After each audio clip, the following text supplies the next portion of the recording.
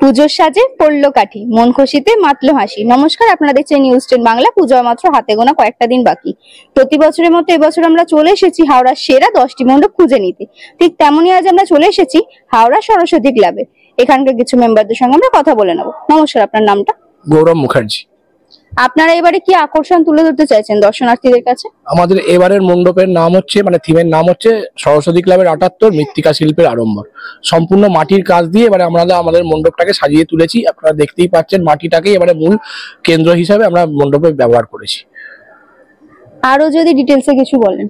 ব্যাপারটা হচ্ছে যে যত দিন যাচ্ছে দেখেছেন প্লাস্টিক বর্জন বা থার্মোকুল বর্জন, বিভিন্ন রকম ধাতব জিনিসের চল বেশি হয়ে যাচ্ছে। কিন্তু একটা সময় ছিল যখন মানুষের মূল আধারটাই ছিল মাটির ওপরে। মাটির থালা বলুন, মাটির পাত্র বলুন, মাটির জ্বালা বলুন, সেগুলো মানুষ আস্তে আস্তে ভুলে যাচ্ছে। কৃত্রিম জিনিস, ফ্রিজ এসে যাওয়ার পরে সে জিনিসটার একটা গুরুত্ব চলে যাচ্ছে। আর কিন্তু আমরা জানি গরমকালে জ্বালার জলটা খাওয়া যে কত একটা তৃপ্তির ব্যাপার, সেটা মানুষ আজকে ভুলতে বসেছে। সেই সব কারণেই আমরা মাটির সমস্ত জিনিস দিয়ে এইবারে মণ্ডপটাকে তৈরি করার চেষ্টা করি, যাতে পুরনো স্মৃতিগুলো মানুষের জীবনে আবার ফিরে আসে।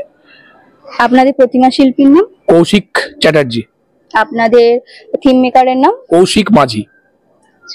আপনাদের ঠিকঠাক লোকেশন বলুন, যাতে দর্শনার্থীরা আপনাদের এখানে আসতে পারে। আমাদের হাওড়া ময়দানের তরফ থেকেই আসুক বা পার হাউসের দিক থেকেই আসুক, হাওড়া সরস্বতী ক্লাব, 55 তলা, স্টেট ব্যাংক অফ ইন্ডিয়ার অপোজিটে হাওড়া সরস্বতী ক্লাব। রাস্তায় গ্লো সাইন আছে হাওড়া সরস্বতী ক্লাব। আশা করি হাওড়া একটি নাম, যে কেউ চলে আসতে পারবে।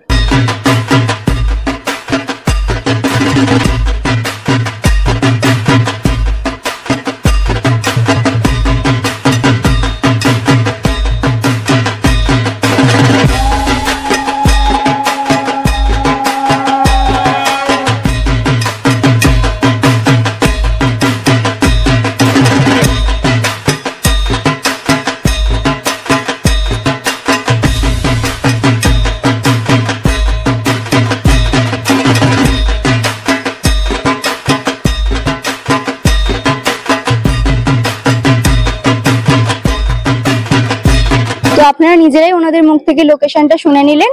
তো অবশ্যই আসতে হবে, দেখতে হবে। আর আরো নতুন নতুন কিছু আপডেট পাওয়ার জন্য নিউজ 10 বাংলাকে লাইক, কমেন্ট, শেয়ার, সাবস্ক্রাইব করতে হবে। ক্যামেরা দীপরূপের সঙ্গে আমি সম্প্রীতি, নিউজ 10 বাংলা।